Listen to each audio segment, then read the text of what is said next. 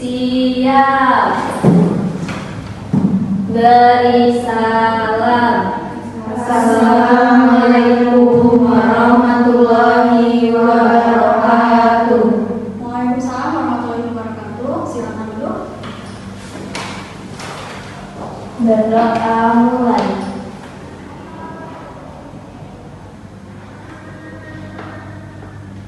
Doa selesai.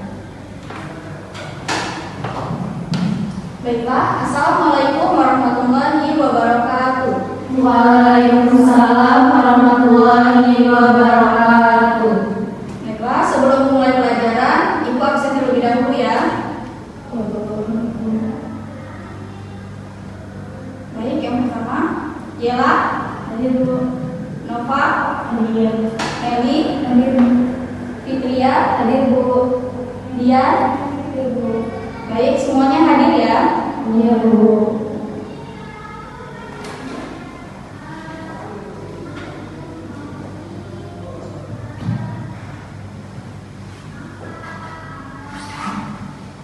Baiklah, kita hari ini akan menyimak sebuah video cerita hikayat. Minggu kemarin kan kita sudah membahas yaitu tentang pengertian cerita hikayat, struktur cerita hikayat, karakteristik, serta contoh-contoh dari cerita hikayat. Nah, pada hari ini Ibu akan meminta kalian untuk menyimak sebuah video cerita hikayat. Jadi tugas kalian adalah menyimak dengan baik video tersebut, karena nanti Ibu akan meminta kalian untuk memahami isi dari cerita hikayat tersebut, lalu menceritakannya kembali. Sudah bisa dipahami? Bisa Bu. Baiklah. Nanti Ibu akan memutarkan video tentang cerita hikayat. Tugas kalian adalah menyimak video dengan seksama, lalu catatlah hal-hal yang menurut kalian penting, seperti nama tokoh, alur cerita, atau pesan-pesan yang terdapat dalam cerita tersebut.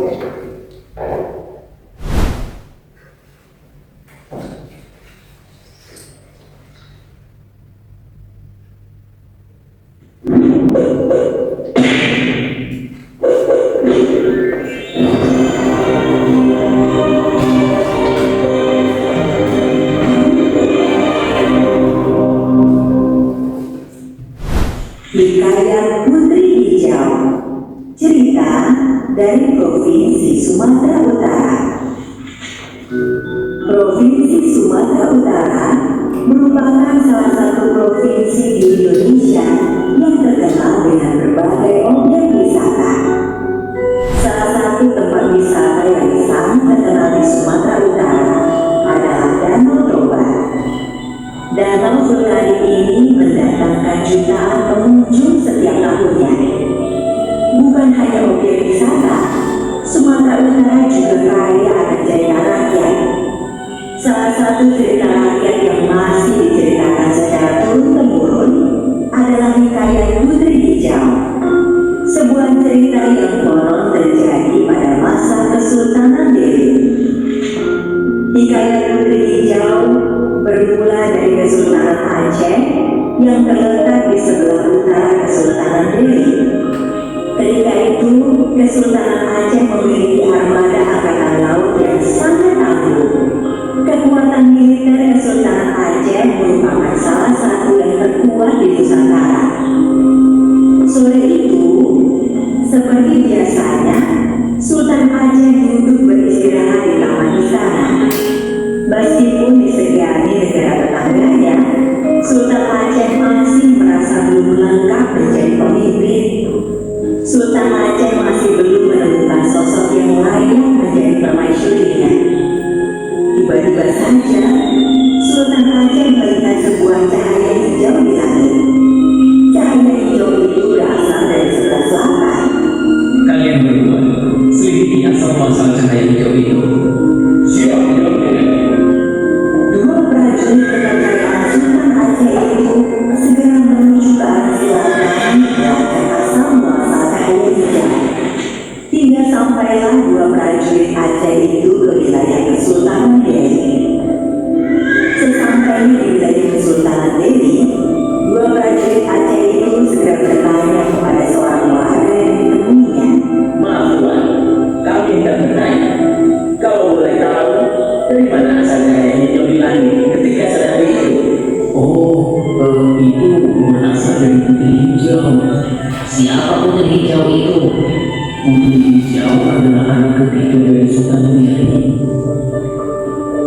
Setelah mengetahui asal muasal cahaya hijau itu, dua prajurit Aceh segera kembali ke istana dan melapor kepada Sultan.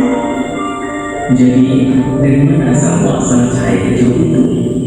Yang mulia, cahaya hijau itu ternyata berasal dari putri hijau. Putri hijau? Benar yang mulia, putri hijau adalah putri dari Sultan Delhi. Sepertinya aku sudah menemukan siapa yang akan menjadi permaisuriku.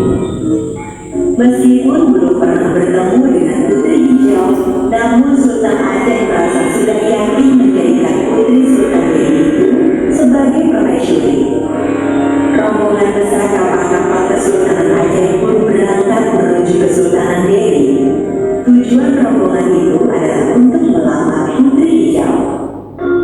Sultan Delhi sendiri memiliki 3 orang anak, yaitu Mambang Yazid, Mambang Hayali, dan Putri Hijau. Hari itu mereka bersiap menyambut kedatangan Sultan Aceh. Namun mereka belum tahu apa maksud kedatangan rombongan Sultan Aceh ke istana mereka. Sultan Aceh, kami ucapkan selamat datang di istana kami yang sederhana ini. Sungguh kehormatan besar seorang sultan besar berkenan singgah di istana kami. Saya perkenalkan 3 anak saya. Mambang Yazid adalah anak tertua. Kemudian Mambang Hayali. Dan yang terakhir adalah anak bungsu saya, Putri Hijau. Sultan Delhi, sungguh saya mengucapkan terima kasih sebesar-besarnya untuk sambutan yang sangat hangat ini. Kami sungguh merasa terhormat berkesempatan menjadi tamu di istana Kesultanan Delhi. Sebagai tanda persahabatan, saya membawa sedikit oleh-oleh dari Aceh. Semoga Sultan Delhi berkenan menerimanya. Sultan Aceh, sungguh perhiasan sebanyak ini merupakan hal yang sangat mewah bagi kami. Saya belum pernah melihat perhiasan yang sangat indah dan dalam jumlah yang banyak. Maaf Sultan Aceh, kamu boleh tahu apa tujuan dari Sultan Aceh berkunjung di istana kamu? Begini yang mulia Sultan Delhi. Maksud kedatangan saya ke sini adalah untuk mempererat hubungan antara Kesultanan Delhi dengan Kesultanan Aceh. Maksud Sultan? Di dunia tidak ada yang lebih erat daripada persaudaraan. Maksud kedatangan saya ke sini adalah untuk membina Tuan Putri Hijau. Tuan Putri Hijau sangat layak menjadi permaisuri di Kesultanan Aceh. Sultan Aceh, sungguh kehormatan yang luar biasa Anda membela putri saya. Tetapi sebagai seorang ayah, saya menyerahkan keputusan ini kepada putri saya. Putri, kamu telah mendengar sendiri maksud kedatangan Sultan Aceh. Nah, sekarang keputusannya ada di tangannya. Ayah dan Sultan Aceh akan mendengar secara langsung apa jawaban perihal Purana dari tamu kita ini. Ayahanda, maafkan Ananda. Untuk saat ini, Ananda belum siap untuk menikah. Mendengar lamarannya ditolak, Sultan Aceh pun marah luar biasa karena merasa terhina. Dengan segera, Sultan Aceh memanggil panglima perangnya. Panglima, siapkan semua armada perang. Serang Kesultanan Delhi sekarang juga. Siap, Yang Mulia. Perang pun pecah seketika. Tembakan meriam dari prajurit Aceh seolah tanpa henti menghujani benteng pertahanan Sultanan Delhi. Benteng pertahanan Delhi tidak mampu bertahan aman. Pelan tapi pasti, para prajurit Aceh semakin mendekati benteng dan berhasil masuk. Terjadilah pertempuran sengit di dalam benteng. Sementara itu, di dalam istana Kesultanan Delhi, Anak-anakku, sepertinya kita tidak bisa bertahan lebih lama lagi. Putriku, jika nanti kamu tertawan, mintalah agar dimasukkan ke dalam neraka. Selain itu, mintalah 9 butir telur ayam dan segenggam beras. Nanti dalam perjalanan dari atas kapal, panggilan nama kamu, Mambang Yazid, dan lemparkan telur serta beras itu ke dalam laut. setelah berpesan kepada putrinya, Sultan Delhi pun menghilang entah kemana. Sedangkan Mambang Hayali memimpin prajurit Kesultanan Delhi bertahan menghadapi serbuan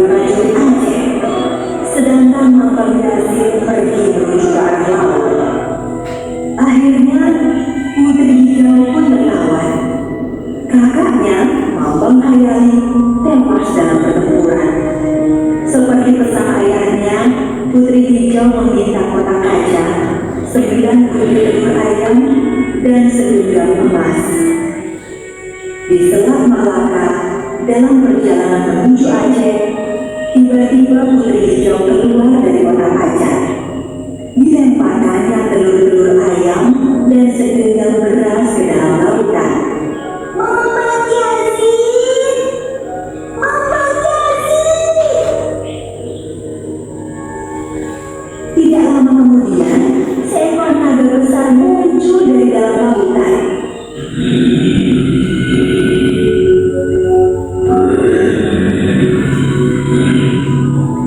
Sultan Aceh sangat terkejut. Tidak hanya karena naga besar mendekati kapalnya, tetapi naga itu juga membawa Putri Hijau. Sang Sultan tidak bisa berbuat apa-apa untuk menghentikan naga yang membawa lari Putri Hijau. Sultan Aceh pun menyesal telah memaksa Putri Hijau menjadi permaisurinya.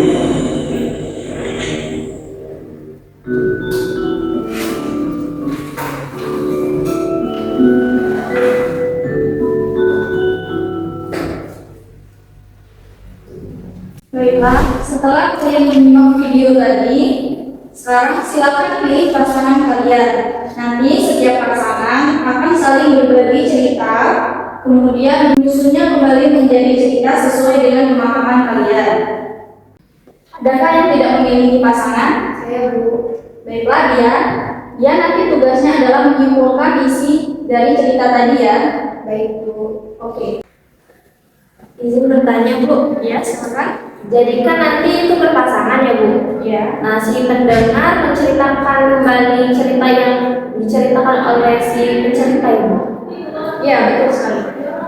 Jadi ini secara bergantian nanti, Bu. Ada yang pendengar, ada yang bercerita. Ya, benar. Jadi pertama yang pembicara itu menceritakan, lalu yang mendengar mendengarkan dengan baik, lalu nanti bergantian peran, yang mendengar menjadi pembicara dan pembicara menjadi pendengar. Terima kasih.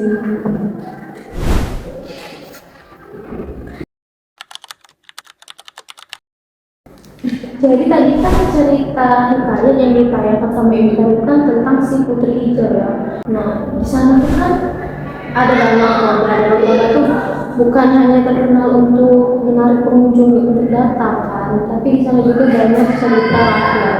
Salah satunya tadi kan si Putri Hijau. Di cerita video tadi itu menceritakan bahwa si Kesultanan Aceh itu merasa kesepian walaupun beliau mempunyai kekuasaan yang kuat, tetapi beliau merasa kurang karena belum memiliki permaisuri. Jadi pada suatu sore si Kesultanan Aceh itu melihat ada cahaya hijau dari sebelah selatan. Nah, jadi beliau mengirimkan pasukan untuk mendatangi arah cahaya hijau tersebut. Ternyata cahaya hijau tersebut berada di kerajaan Delhi. Nah, jadi setelah mendapatkan informasi, prajurit tersebut kembali lagi ke kerajaan Aceh. Besok harinya, si kerajaan Aceh itu datang ke kerajaan Delhi karena merasa bahwa si Putri Hijau itu adalah orang yang cocok untuk menjadi permaisurinya. Jadi Putri Hijau itu adalah anak bungsu dari Kesultanan Delhi. Dan Kesultanan Delhi itu memiliki tiga orang anak. Yang pertama adalah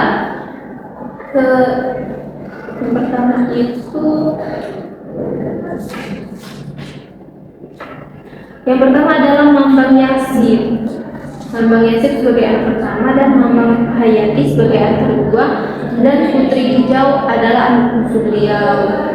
Jadi setelah mengutarakan maksud kedatangan Kesultanan Aceh tersebut, dan si Kesultanan Delhi pun memberikan kesempatan untuk Putri Hijau mau menerima atau tidak maksud dari Kesultanan Aceh tersebut. Dan ternyata si Putri Hijau tersebut menolak karena beliau merasa belum ingin menikah. Dan dari jawaban tersebut Kesultanan Aceh pun marah karena dia merasa direndahkan. Dari kejadian itu beliau langsung memanggil seluruh pasukannya untuk menyerang kerajaan Delhi. Setelah kerajaan Delhi pun sudah diserang oleh kerajaan Aceh.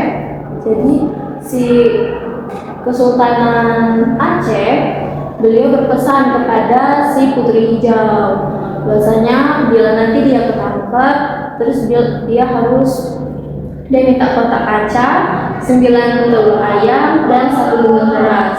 Setelah itu beliau lemparkan ke laut sambil memanggil nama kakaknya Mambang Yasin. Terus si Mambang Hayali beliau ditugaskan untuk memimpin medan perang, dan dari situ pun Kesultanan Delhi pun tidak tahu pergi kemana, dan Mambang Hayali dan Mambang Yasin itu berjalan menuju laut.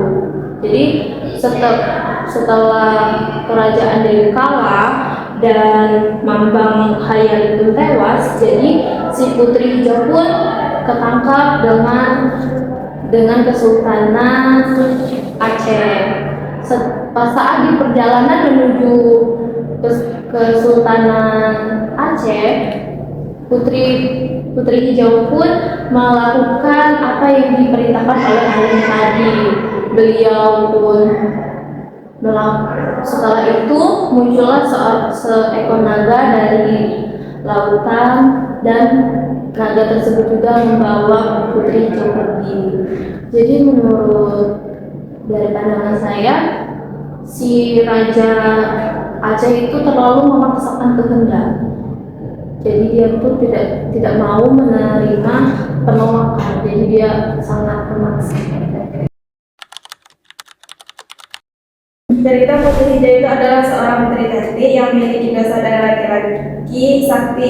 Kecantikannya terkenal hingga ke berbagai kerajaan. Raja dari Aceh ingin mempersunting Putri Hijau, tetapi lamaran itu ditolak oleh kerajaan Delhi karena amarah Raja Aceh menyerang kerajaan tersebut. Dalam peperangan itu, saudara Putri Hijau berubah menjadi naga besar untuk melindungi kerajaannya. Nova tadi kan kita udah ngasih video tentang cerita legenda hikayat ya? Iya, betul. Tentang Putri Hijau bukan sih? Kayaknya iya sih. Tadi tuh kayaknya ada 3 deh anak. Yang pertama tuh Mambang Yasin, terus yang kedua Mambang Hayali, dan yang ketiga baru Putri Hijau. Itu tadi. Tapi menurut aku peran yang diperanin sama Sultan Aceh tuh benar-benar antagonis gak sih? Iya, dia terlalu memaksakan. Iya, sehingga terjadi peperangan yang menyebabkan kehancuran kerajaan Sultan Delhi. Baiklah, setelah kalian menyimak video tadi, ada yang bisa menyebutkan nilai-nilai apa saja yang terkandung di dalam cerita tadi? Baik, kita mulai dulu dari Ria. Baiklah, tadi dari cerita yang kita simak itu dapat kita ambil nilai moral dan pesannya. Yang pertama itu menghargai pilihan dan kehendak orang lain. Cerita ini tuh menunjukkan dampak buruk dari pemaksaan kehendak. Sultan Aceh yang merasa harga dirinya terluka akibat penolakan justru berujung pada penyesalan. Selanjutnya, kekuatan dan keteguhan hati. Putri Hijau menunjukkan keberanian dan menolak sesuatu yang tidak ia inginkan dan kebijakan dalam mengikuti pesan ayahnya untuk menyelamatkan diri. Baik, Selanjutnya yaitu nilai moral tentang cinta kasih dan perlindungan. Adanya elemen magis dalam cerita melambangkan kekuatan doa atau keajaiban yang melindungi orang-orang yang terzolimi di saat mereka tidak memiliki kekuatan fisik untuk melawan. baik, selanjutnya Ibu, jadi pesan nilai moral yang terkandung dalam cerita Putri Hijau tadi menurut saya sendiri yaitu ada nilai kehormatan dan juga nilai keberanian dari seorang saudara Putri Hijau tadi ingin mengorbankan dirinya sendiri untuk demi keutuhan kerajaannya, dan juga nilai kasih sayang dari seorang ayah kepada Putri Hijau dan pentingnya persaudaraan. Kisah ini juga menyoroti pengorbanan saudara-saudara dari Putri Hijau sendiri. Dari yang pertama tadi kakaknya Mama Yazid dan yang kedua Mama Hayali dalam menjaga kehormatan demi keluarga dan kerajaan mereka. Baik, bagus semuanya. Selanjutnya, kalian kan tadi sudah bisa menyimpulkan nilai-nilai yang terkandung dalam cerita tadi. Selanjutnya, siapa yang dapat menyimpulkan keseluruhan dari isi cerita hikayat tadi? Saya Bu. Baik, silakan ya. Mula konflik ini kan karena Sultan Aceh terpikat oleh cahaya hijau yang bersumber dari Putri Hijau dan berniat lamanya untuk dijadikan permaisuri. Namun, lamaran itu ditolak oleh Putri Hijau karena ia belum siap menikah. Karena penolakan inilah yang memicu kemarahan Sultan Aceh yang kemudian menyerang Kesultanan Delhi. Sebelum kekalahan juga, Sultan Delhi berpesan agar Putri Hijau meminta kotak kaca, 9 butir telur, dan beras jika tertawan. Saat di tengah laut juga, Putri Hijau menggunakan benda-benda tersebut untuk memanggil naga besar yang akhirnya menyelamatkan dirinya dari tawanan Sultan Aceh.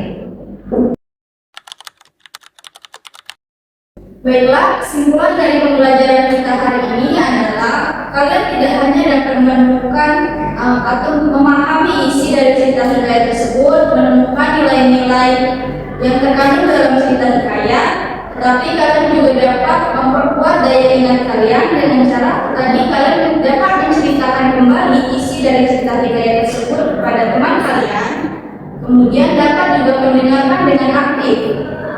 Baiklah, mungkin itu saja materi kita hari ini. Ibu mohon maaf bila ada kesalahan kata. Ibu akhiri, wassalamualaikum warahmatullahi wabarakatuh. Waalaikumsalam warahmatullahi wabarakatuh.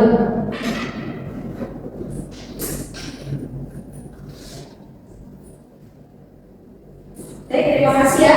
Ya, Ibu.